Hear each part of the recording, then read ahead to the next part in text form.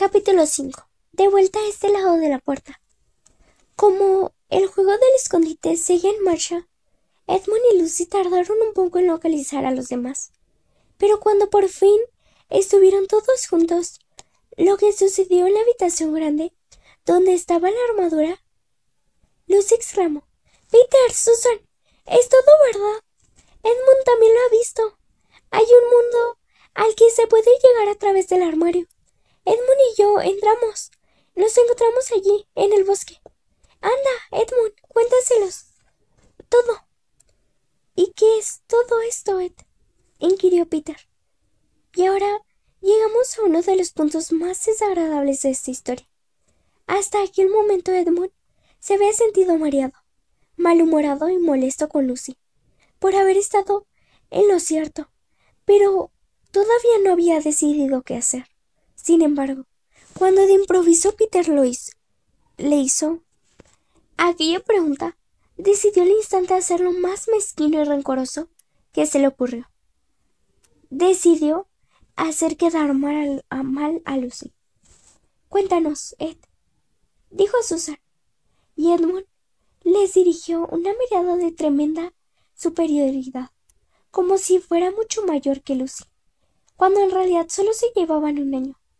Seguida de una risita disimulada, y declaró: «Sí, claro. Lucy y yo hemos estado jugando. Fingíamos que su cuento sobre el mundo del armario era cierto, solo para divertirnos, claro. En realidad, allí no hay nada». La pobre Lucy echó una mirada rabiosa a su hermano y salió corriendo de la habitación.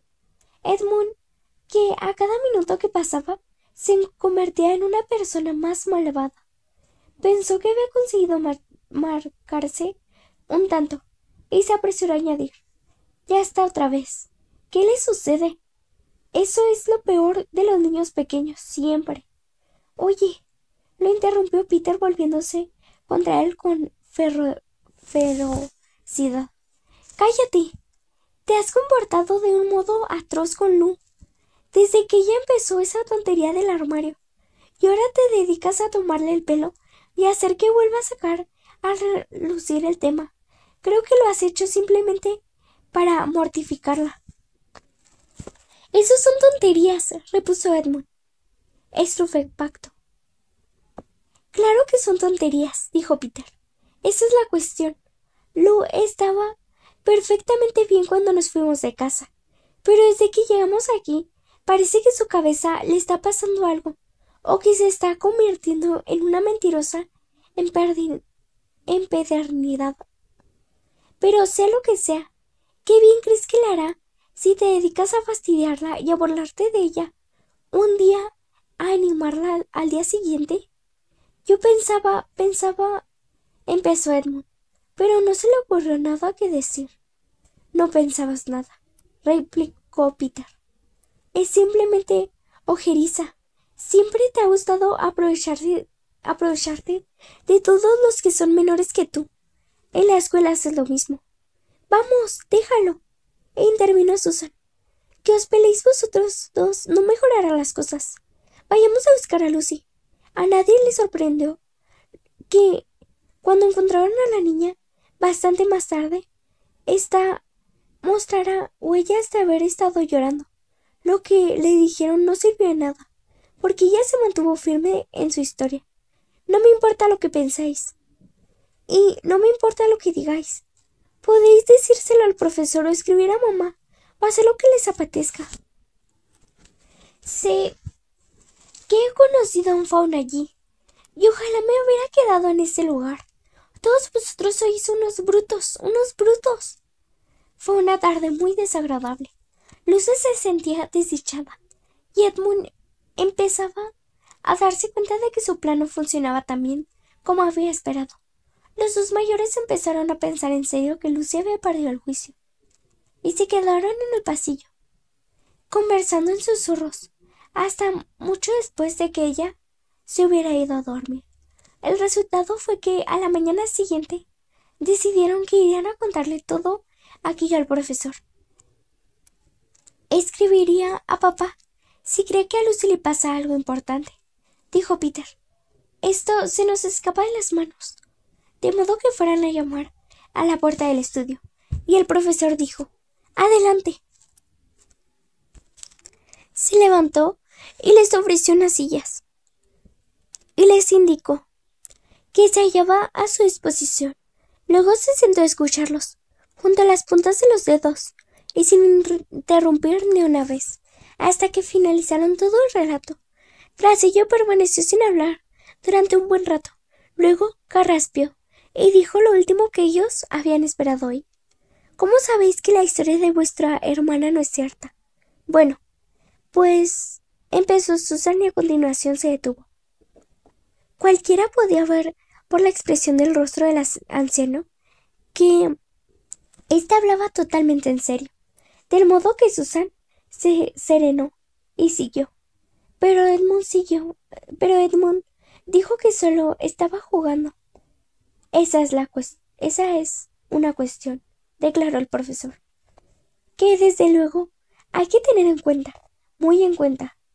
Por ejemplo, si me permitís que os lo pregunte, ¿os lleva vuestra experiencia a considerar a vuestro hermano o a vuestra hermana como el más digno de crédito? Quiero decir, ¿cuál es más veraz? Eso es lo más curioso al respecto, señor, dijo Peter. Hasta ahora yo habría dicho siempre que era Lucy. ¿Y qué piensas tú, chiquilla?, inquirió el profesor volviéndose hacia Susan.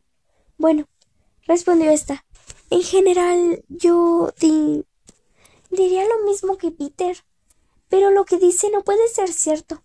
Todo eso del bosque y el fauno, eso es más de lo que yo sé, indicó el profesor, y una acusación de mentir contra alguien a quien siempre habéis considerado sincero es algo muy serio, algo realmente serio. Teníamos miedo de que no estuviera mintiendo a propósito, indicó Susan. Pensábamos que a Lucy podría parecerle algo grave. ¿Locura? ¿Queréis decir?, repuso el profesor con bastante frialdad. Ah, podéis estar tranquilos. Basta con mirarla y hablar con ella para darse cuenta de que no está loca. Pero entonces, dijo Susan, se detuvo, pues nunca había soñado que un adulto pudiera hablar como el profesor y que no sabía qué pensar. Lógica, dijo el profesor en parte para sí mismo. ¿Por quién enseña lógica en las escuelas de hoy en día? Existen solo 3 posibilidades. O bien vuestra hermana miente, o está loca, o dice la verdad. Sabéis que no miente, y resulta evidente que no está loca. Por el momento, pues, y a no ser que parezcan más pruebas, debemos dar por sentado que dice la verdad. Susan lo miró con fijeza, y se sintió muy segura, por la expresión de su rostro, de que no se burlaba de ellos. Pero, ¿cómo podría ser cierto, señor?, inquirió Peter. ¿Por qué dices eso?, inquirió el profesor. Bueno, por un motivo, inquirió él. Si es real, ¿por qué no encuentra todo el mundo ese país cada vez que va al armario? Quiero decir, cuando miramos no había nada. Ni siquiera Lucy vio algo entonces. ¿Qué tiene eso que ver?, dijo el profesor. Bueno, señor, si las cosas son reales, están ahí todo el tiempo. ¿Ah, sí?, inquirió el anciano. Y Peter no supo qué decir. Pero no hubo tiempo, protestó Susan. Lucy no tuvo tiempo de ir a ninguna parte. Incluso, aunque existiera ese lugar, salió corriendo detrás de nosotros, en cuanto estuvimos fuera de la habitación. Fue menos de 1 minuto, y afirmó haber estado fuera durante horas. Eso es justo lo que hace que su historia probablemente sea cierta, repuso el profesor. Si realmente hay una puerta en esta casa que conduzca a otro mundo, y debo advertirlos que esta es una casa muy extraña, y que incluso yo sé muy poco sobre ella. Sí, como digo, penetro en otro mundo. No me sorprendería en absoluto descubrir que en otro mundo el tiempo fuera distinto del nuestro, de modo que por mucho que estuvieras allí, jamás ocuparías parte de nuestro tiempo. Por otro lado, No creo que muchas niñas de su edad pudieran inventar algo así por sí mismas. Si hubiera estado fingiendo, se habría ocultado durante un lapso razonable antes de salir y contar su historia. Pero, ¿en serio está diciendo, señor?, preguntó Peter, ¿que podría haber otros mundos? ¿Por otras partes? ¿Justo a la vuelta de la esquina, así como así? Nada es más probable, repuso él, quitándose los lentes para a continuación empezar a limpiarlos mientras murmuraba para sí. Me pregunto qué enseñan en la escuela. Pero, ¿qué podemos hacer? Quiso saber Susan, quien creía que la conversación empezaba a desviarse. Mi querida jovencita, contestó el profesor mirándolos repentinamente a los dos, con una expresión muy perspicaz. Existe un plan que nadie ha sugerido aún y que vale la pena poner en marcha. ¿Cuál?, inquirió ella. Intentar no meternos donde no nos llaman, declaró él. Y ese fue el final de aquella conversación. Después de ello, las cosas fueron mucho mejor para Lucy. Peter se encargó de que Edmund dejara de burlarse de ella, y ni ella ni nadie tuvo ganas de hablar del armario, que se había convertido en un tema bastante incómodo. Así pues, durante un tiempo pareció como si todas las aventuras fueran a terminarse, pero no iba a ser así. La casa del profesor, sobre la que incluso él sabía tan poco, era tan vieja y famosa que gente de toda Gran Bretaña acostumbraba a pedir permiso para visitarla. Era la clase de casa que aparece en las guías turísticas e incluso en los cuentos, y no era de extrañar, pues se contaban toda clase de cosas sobre ellas, algunas más extrañas todavía que la que te cuento ahora. Y cuando llegaban grupos de visitantes y solicitaban ver la casa, el profesor siempre daba permiso, y la señora Macready, el ama de llaves, los pasaba por ella, hablándoles de los cuadros y los escudos de armas, y de los excepcionales libros de la biblioteca. Y cuando llegaban grupos de visitantes y solicitaban ver la casa, el profesor siempre daba permiso, y la señora Macready, el ama de llaves, los pasaba por ella, hablándoles de los cuadros y los escudos de armas, y de los excepcionales libros de la biblioteca. A la señora Macready no le gustaban los niños, y no le gustaba que la interrumpieran cuando contaba a las visitas las cosas que sabía. Por ese motivo, casi desde el primer día, había dicho a Susan y a Peter, junto con muchas otras instrucciones: por favor, recordad que debéis manteneros apartados siempre que acompañe a un grupo a visitar la casa, como si alguno de nosotros deseara desperdiciar la mitad de la mañana arrastrándose por allí con una multitud de adultos desconocidos. Había comentado Edmund entonces, y los otros tres pensaban lo mismo. Así fue como las aventuras volvieron a iniciarse por tercera vez. Unas cuantas mañanas más tarde, mientras Peter y Edmund contemplaban la armadura y se preguntaban si podrían desmontarla, las dos niñas hablaron corriendo en la habitación y anunciaron: ¡Cuidado! Aquí viene Macready, y con un grupo enorme. Hay que desaparecer, dijo Peter. Así que los cuatro se marcharon por la puerta, situada en el otro extremo de la habitación.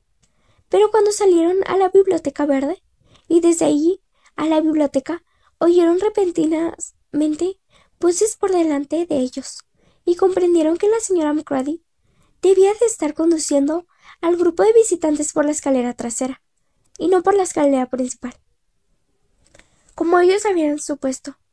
Después de eso, tanto porque perdieron la cabeza, o porque la señora Macready intentaba apartarlos, o por alguna magia de la casa, había despertado y los empujaba hacia Narnia. Lo cierto fue que pareció como si el grupo lo fuera siguiendo a todas partes, hasta que por fin Susan dijo: ¡Qué lata! ¡Esos turistas! Bueno, vamos a la habitación del armario, hasta que haya pasado. Nadie nos seguirá hasta ahí. Sin embargo, nada más entrar, oyeron voces en el pasillo principal, y luego alguien que hurgaba en la puerta. Finalmente, el picaporte empezaba a girar. ¡Rápido!, indicó Peter. No hay ningún otro sitio, y abrió en par la puerta del armario. Los cuatro se introducieron apresuradamente en su interior y se sentaron allí, jadeantes en la oscuridad. Peter sujetó la puerta, pero sin cerrarla por completo, pues, desde luego, recordó como cualquier persona sensata que uno no debe jamás encerrarse en un armario.